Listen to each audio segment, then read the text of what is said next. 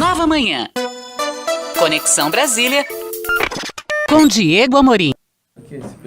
Bom dia, Mauro. Bom dia, Michele. Bom dia, ouvintes da Nova Brasil em todo o país. Na última quarta-feira aqui em Brasília, o general da reserva do Exército, Carlos Alberto Santa Cruz, lançou um livro num shopping aqui da cidade. Eu estive lá, estava bem prestigiado o lançamento do livro do Santos Cruz. Tinham lá autoridades, parlamentares, o ministro do Supremo Tribunal Federal, Luiz Roberto Barroso, também esteve lá com um monte de segurança. Eu contei pelo menos 5 seguranças com o ministro Barroso. E esse livro, Mauro e Michele, eu já folheei bastante aqui de quarta para cá nos meus tempos livres, e ele é muito interessante. Ele se chama Democracia na Prática por um Brasil Melhor. Vamos dizer primeiro quem é, para o nosso ouvinte relembrar, o Santos Cruz. O Santos Cruz é um general da reserva do Exército, ele tem 70 anos, participou da missão de paz no Haiti, entrou na política partidária, digamos assim, no governo de Michel Temer, quando ele foi secretário de Justiça. Qual é o cargo certinho? Eu digo aqui para o nosso ouvinte, dentro do Ministério da Segurança e Segurança Pública, né, que o secretário nacional de Segurança Pública, foi esse o cargo exatamente que ele assumiu no governo de Michel Temer. E no governo de Jair Bolsonaro, depois de ter passado um tempo como consultor da ONU, o Santos Cruz foi alçado ao cargo de ministro-chefe da Secretaria de Governo do Brasil. Só que ele ficou no cargo somente 5 meses, porque ele foi fritado ali, foi triturado pelo Carlos Bolsonaro, vereador do Rio de Janeiro, filho de Jair Bolsonaro, e teve ali, foi chamado de traidor, porque ele, Santos Cruz, estava dizendo que o governo Bolsonaro, eleito com a bandeira de combate à corrupção, não estava sustentando essa bandeira. Santos Cruz levantava ali o alerta, sobretudo em relação àquela manobra que foi feita numa reunião de madrugada na casa do ainda presidente da Câmara, Rodrigo Maia, em que se tirou o COAF das mãos do então ministro Sérgio Moro. A partir dali, o Santos Cruz viu que tinha alguma coisa errada acontecendo no governo Bolsonaro, e assim como outros aliados do Bolsonaro na eleição de 2018, acabaram sendo chutados do governo. O mesmo aconteceu com Bebiano, o mesmo aconteceu com Joyce Hasselmann, o mesmo aconteceu com o falecido Major Olímpio, senador por São Paulo, e tantos outros. E esse livro, nesse livro ele coloca um pouco da experiência dele, do que foi essa experiência de fazer parte do governo Bolsonaro durante 5 meses, de apoiar este governo e depois sair deste governo como um traidor da pátria, ele que é um general da reserva do Exército. Então eu trouxe aqui alguns trechos bem interessantes que o Santos Cruz nos alerta para a questão dos regimes totalitários. Ele diz o seguinte, por exemplo: o Brasil não pode ser governado por mandatários despreparados e incapazes para a função, que fazem parte de grupos extremistas que mantenham ou que procurem manter a sociedade brasileira em estado de permanente conflito. Ele diz também: o fanatismo está levando o Brasil à violência, se não generalizada, pelo menos em algumas situações específicas. E mais, o chefe do Poder Executivo não pode utilizar as Forças Armadas como instrumento político em favor de seu projeto e de seu grupo. A eleição de opções populistas para presidente pode implicar em prejuízos e retrocessos para o Brasil. Depois, mais à frente, o Santos Cruz, nesse livro que é editado pelo Grupo Almedina, fala que um país vive de trabalho e não de salvadores da pátria.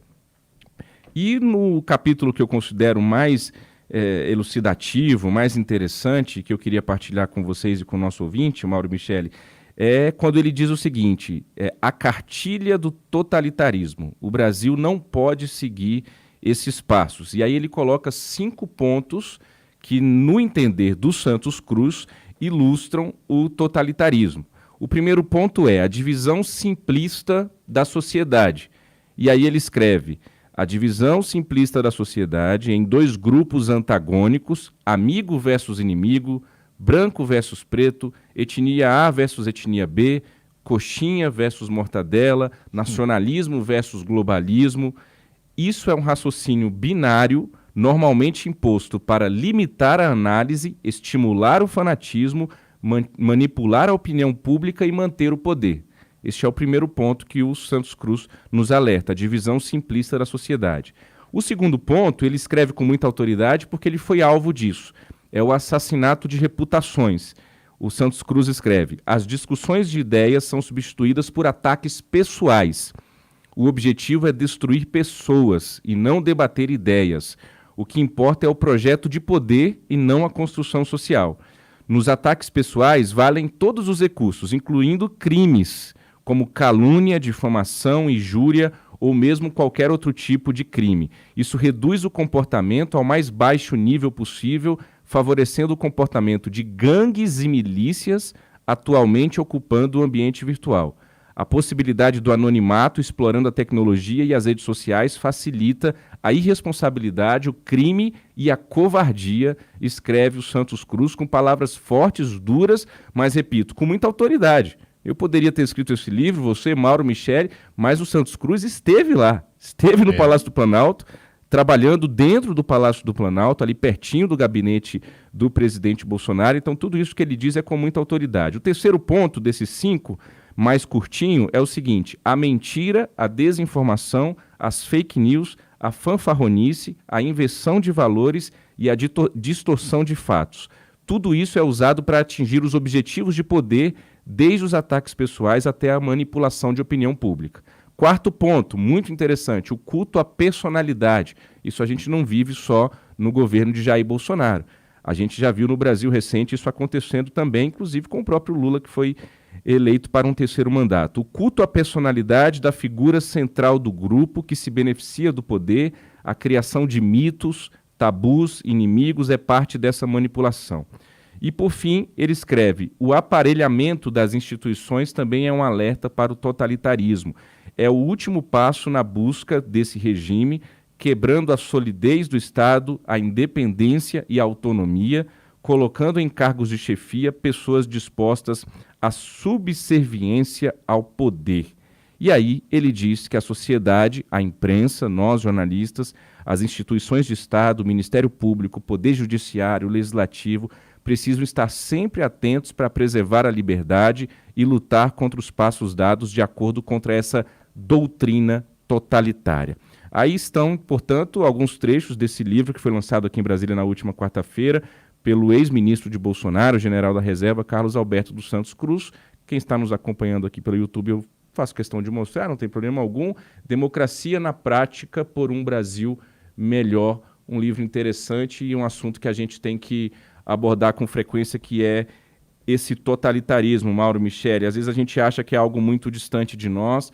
A gente viu, sobretudo, nesses últimos 4 anos de governo, que não é assim. Se a gente não for vigilante, a coisa vai avançando, vai avançando. A gente está vendo casos de violência no nosso cotidiano que não eram vistos antes. Não vamos ser ingênuo, puritano, moralista, de dizer que nunca teve briga na política, nunca teve confusão na política. Sempre teve, sempre teve. Eu acho que eu comentei aqui já que eu sou neto de político. No interior desse país, eu cresci vendo. Meu avô mandava os netos todos entrarem para casa, fechava a porta quando o adversário passava com a sua carreata. Então, não é questão de não ter confusão, não ter briga, não ter paixão, não ter envolvimento na política. Mas o que a gente tem visto ultimamente aí, de carros apedrejados, de pessoas espancadas, esse ódio, essa raiva, vem desse totalitarismo aqui que a gente tem que ficar alerta e sempre vigilante, Mauro Michele. O que a gente não tinha visto, Diego, não sei se você concorda comigo, é algo orquestrado, como o Santos Cruz descreve nesse livro dele. Algo orquestrado, sistematizado, financiado e com um apoio muito forte do presidente da República, né? Com incentivo, digamos, eu não diria um apoio, mas um incentivo de manter os ânimos acirrados constante do presidente da República. E eu queria te perguntar também, o Santos Cruz ele chegou a ser candidato nessas eleições? Eu estou tentando lembrar aqui. Não, foi. Ele se filiou ao Podemos, mas não foi candidato.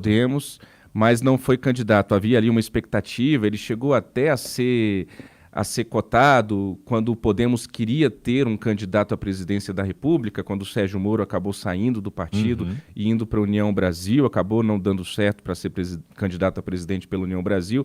Então se fez uma reunião do Podemos em que alguns nomes foram levantados para que o Podemos tivesse de alguma forma o candidato. falou-se ali no próprio Álvaro Dias para ser candidato de novo, senador pelo Paraná, falou-se até no Deltan Dallagnol, ex-procurador da Lava Jato, e nessa reunião também se citou o nome do general Santos Cruz, o que acabou não se confirmando. Mauro.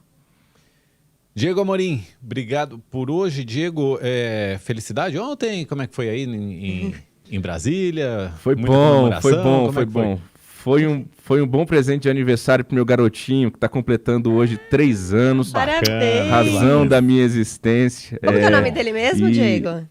Pedro Henrique. Pedro Henrique, parabéns ao Pedro Henrique, 3 aninhos, hein? E primeira Copa também, né? Deve ter curtido muito. Primeira Copa. Tomara que venha o Hexa para ele ficar com isso na memória forte. Ah, muito legal, muito Valeu, legal. Diego. Parabéns. Obrigadão, bom fim de semana Valeu, pra bom você. fim de semana. E parabéns pro Pedro Henrique.